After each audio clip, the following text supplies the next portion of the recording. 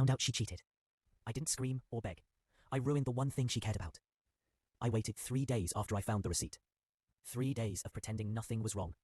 Of sleeping on the couch and letting the house sound normal so I could feel normal. I watched her through those days, the way you watch a stranger in a movie.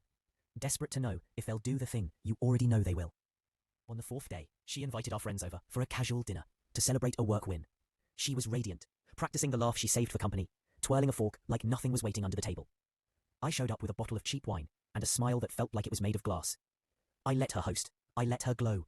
I let everyone drink. When dessert came, I stood, smiled, and made a toast about honesty and how fragile trust is. I didn't shout. I didn't name names. I passed around a photo album I put together that morning. Pictures from the last 5 years, all the staged smiles and half-remembered vacations.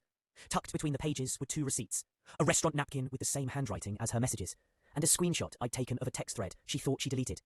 I let the room read it, like they were reading a menu. I watched her face move from colour to contrast, in the kind of slow horror you only see in films. She left that night, before anyone asked her a single question. Our friends stayed long enough to say things like, "I'm so sorry," and "call me." I let them mean it. The next morning, I filed for separation, and changed the passwords to the accounts we shared. I didn't post what happened on social media.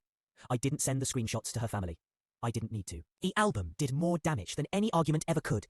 It took away the story she'd been telling about us, and made everyone else read the ending she'd been hiding. It didn't feel good for long. Revenge never does. There was a moment, a week later, when I realized the apartment was too quiet, that my hands had nothing to do at night, that I traded one kind of loneliness for another.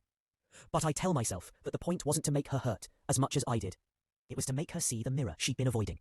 If she learns anything from it, maybe she'll stop breaking people the way she did me. If she doesn't, at least I walked away with the truth and my dignity folded into the bag I took when I left.